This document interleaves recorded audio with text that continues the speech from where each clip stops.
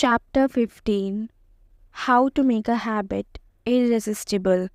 In the 1940s, a Dutch scientist named Nico Tinbergen performed a series of experiments that transformed our understanding of what motivates us.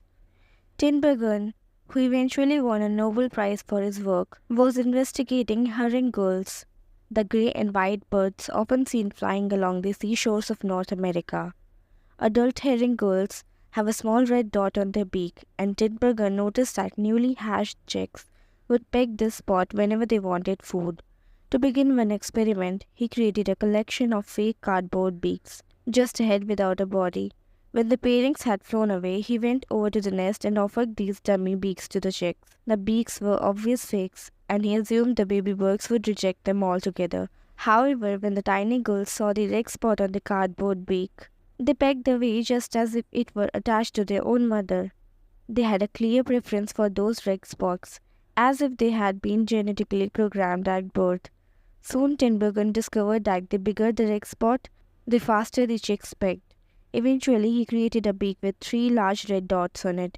When he placed it over the nest, the baby birds went crazy with delight. They pecked at the little red patches as if it was the greatest beak they had ever seen. Tinbergen and his colleagues discovered similar behavior in other animals. For example, the grey-lag goose is a ground nesting bird.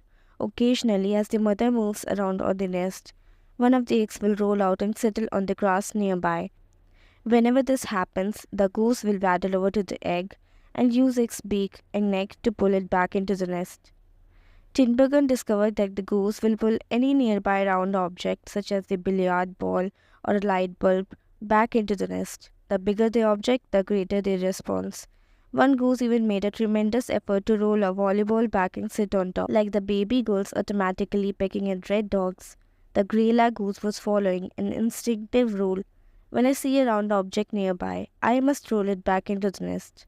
The bigger the round object, the harder I should try to get it. It's like the brain of each animal is preloaded with certain rules for behavior, and when it comes across an exaggerated version of that rule, it lights up like a Christmas tree.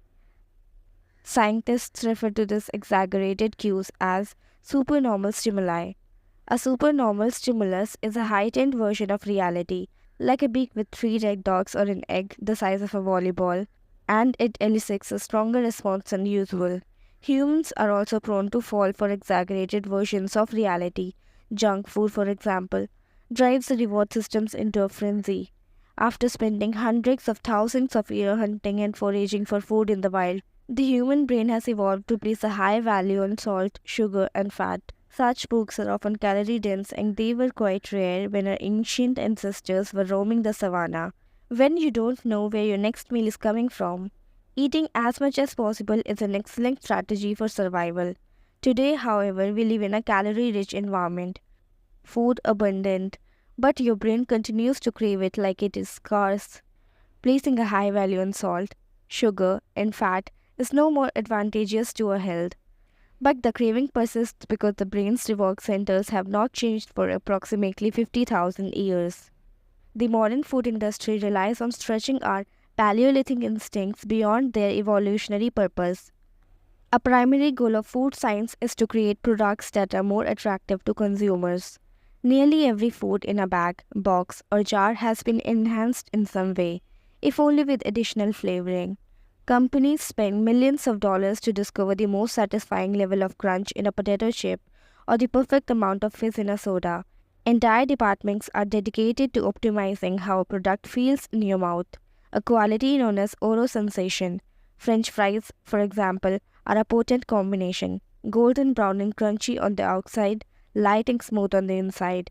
Other processed foods enhance dynamic contrast, which refers to items with a combination of sensations like crunchy and creamy.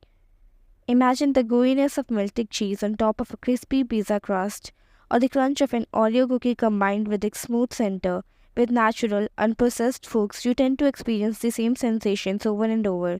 How's the 17th bite of kale taste? After a few minutes, your brain loses interest and you begin to feel full. But foods that are high in dynamic contrast keep the experience novel and interesting, encouraging you to eat more. Ultimately, such strategies enable food scientists to find the bliss point for each product. The precise combination of salt, sugar, and fat that excites your brain and keeps you coming back for more. The result, of course, is that you overeat because hyperpalatable foods are more attractive to the human brain. As Stephen Guyenet, a neuroscientist who specializes in eating behavior and obesity, says, we have gotten too good at pushing our own buttons. The modern food industry and the overeating habits it has spawned is just one example of the second law of behavior change. Make it attractive. The more attractive an opportunity is, the more likely it is to become habit forming. Look around. Society is filled with highly engineered versions of reality that are more attractive than the world our ancestors evolved in. Stores feature mannequins with exaggerated hips and breasts to sell clothes. Social media delivers more likes and praise in a few minutes than we could ever get in the office or at home. Online porn splices together stimulating scenes at a rate that would be impossible to replicate in real life. Advertisements are created with a combination of ideal lighting, professional makeup, and photoshopped edits. Even the model doesn't look like the person in the final image. These are the supernormal stimuli of our own modern world. They exaggerate features that are naturally attractive to us, and our instincts go wild as a result, driving us into excessive shopping habits, social media habits, porn habits, eating habits, and many others. If history serves as a guide, the opportunities of the future will be more attractive than those of today. The trend is for rewards to become more concentrated and stimuli to become more enticing. Junk food is a more concentrated form of calories than natural foods. Hard liquor is a more concentrated form of alcohol than beer. Video games are a more concentrated form of play than board games. Compared to nature, these pleasure-packed experiences are hard to resist. We have the brains of our ancestors, but temptations they never had to face. If you want to increase the odds that a behavior will occur, then you need to make it attractive. Throughout our discussion of the second law, our goal is to learn how to make our habits irresistible. While it is not possible to transform every habit into a supernoble stimulus, we can make any habit more enticing. To do this, we must start by understanding what a craving is and how it works. We begin by examining a biological signature that all habits share, the dopamine spike, the dopamine-driven feedback loop. Scientists can track the precise moment a craving occurs by measuring a neurotransmitter called dopamine. The importance of dopamine became apparent in 1954 when the neuroscientists James Olds and Peter Milner ran an experiment that revealed the neurological processes behind craving and desire. By implanting electrodes in the brains of rats, the researchers blocked the release of dopamine. The rats lost all will to live. They wouldn't eat. They wouldn't sex. They didn't crave anything. Within a few days, the animals died of thirst. In follow-up studies, other scientists also inhabited the dopamine-releasing parts of the brain, but this time they squirted little droplets of sugar into the mouths of the dopamine-depleted rats. Their little rat faces lit up with pleasurable grins from the tasty substance. Even though dopamine was blocked, they liked the sugar just as much as before. They just didn't want it anymore. The ability to experience pleasure remained, but without dopamine, desire died. And without desire, action stopped. When other researchers reversed this process and flooded the reward system of the brain with dopamine, animals performed habits at breakneck speed. In one study, mice received a powerful hit of dopamine each time they poked their nose in a box.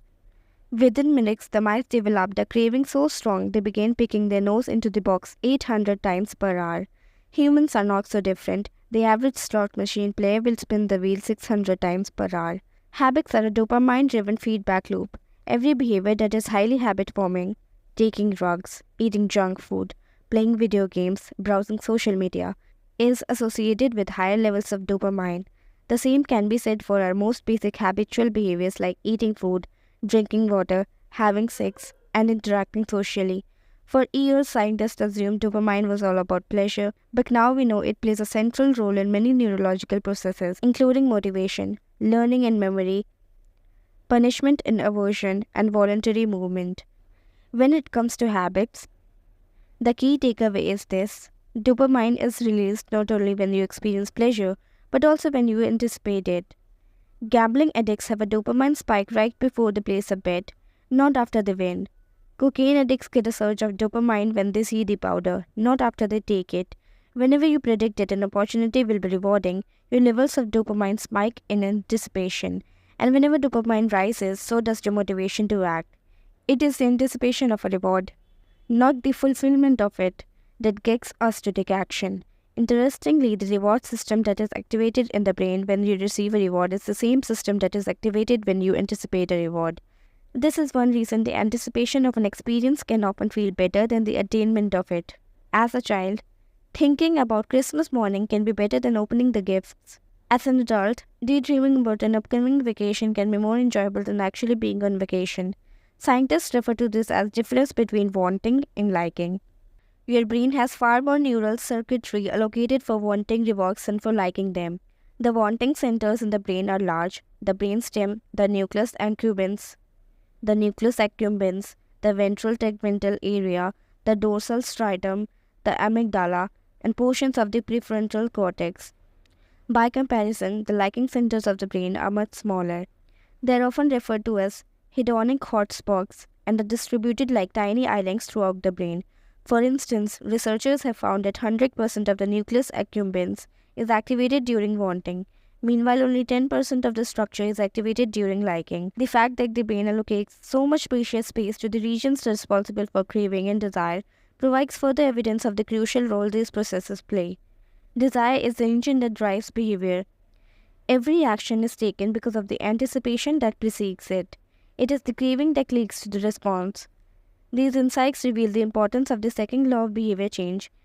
We need to make our habits attractive because it is the expectation of a rewarding experience that motivates us to act in the first place. This is where a strategy known as temptation bundling comes into play. How to use temptation bundling to make your habits more attractive. Ronan Byrne, an electrical engineering student in Dublin, Ireland, enjoyed watching Netflix, but he also knew that he should exercise more often than he did. Putting his engineering skills to use, Byrne hacked a stationary bike and connected it to his laptop and television. Then he wrote a computer program that would allow Netflix to run only if he was cycling at a certain speed. If he slowed down for too long, whatever show he was watching would pause until he started pedaling again. He was, in the works of one fan, eliminating obesity one Netflix binge at a time. He was also employing temptation bundling to make his exercise habit more attractive. Temptation bundling works by linking an action you want to do with an action you need to do. In Pioneer's cases, he bundled watching Netflix, the thing he wanted to do, with riding his stationary bike, the thing he needed to do. Businesses are masters at temptation bundling.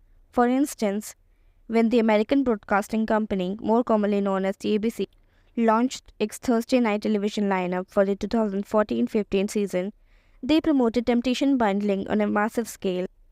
Every Thursday, the company would air 3 shows created by screenwriter Shonda Rhimes: Grey's Anatomy, Scandal, and How to Get Away with Murder.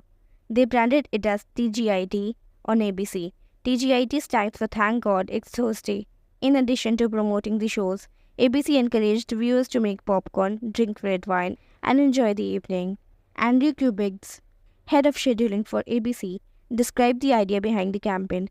We see Thursday night as a viewership opportunity, with either couples or women by themselves who want to sit down and escape and have fun and drink their red wine and have some popcorn. The brilliance of this strategy is that ABC was associating the thing they needed viewers to do, watch their shows, with activities their viewers already wanted to do: relax, drink wine, and eat popcorn. Over time, people begin to connect watching ABC with feeling relaxed and entertained. If you drink red wine and eat popcorn at 8 p.m. every Thursday, then eventually 8 p.m. on Thursday means relaxation and entertainment. The reward gets associated with the cue, and the habit of turning on the television becomes more attractive. You are more likely to find a behavior attractive if you get to do one of your favorite things at the same time. Perhaps you want to hear about the latest celebrity gossip, but you need to get in shape. Using temptation bundling, you could only read the tabloids and watch reality shows at the gym. Maybe you want to get a pedicure, but you need to clean out your email inbox. Solution: only get a pedicure while processing overdue work emails. Temptation bundling is one way to apply a psychology theory known as Premack's principle, named after the work of Professor David Premack. The principle states that more probable behaviors will reinforce less probable behaviors. In other words, even if you don't really want to process overdue work emails, You will become conditioned to do if it means to get to do something you really want to do along the way. You can even combine temptation bundling with the habit stacking strategy we discussed in Chapter 5 to create a set of rules to guide your behavior. The habit stacking plus temptation bundling formula is: after current habit, I will habit I need. After habit I need, I will habit I want. If you want to read the news, but you need to express more gratitude, after I get my morning coffee, I will say one thing I'm grateful for that happened yesterday. Need. After I say one thing I'm grateful for, I will read the news. Want. If you want to watch sports, but you need to make sales calls, after I get back from a lunch break, I will call 3 potential clients. Need. After I call 3 potential clients, I will check ESPN. Want. If you want to check Facebook but you need to exercise more, after I pull out my phone, I will do 10 burpees. Need. After I do 10 burpees, I will check Facebook. Want. The hope is that eventually you will look forward to calling 3 clients or doing 10 burpees because it means you get to read the latest sport news or check Facebook. Doing the thing you need to do means you get to do the thing you want to do. We began this chapter by discussing supernormal stimuli, which are heightened versions of reality that increase a desire to take action.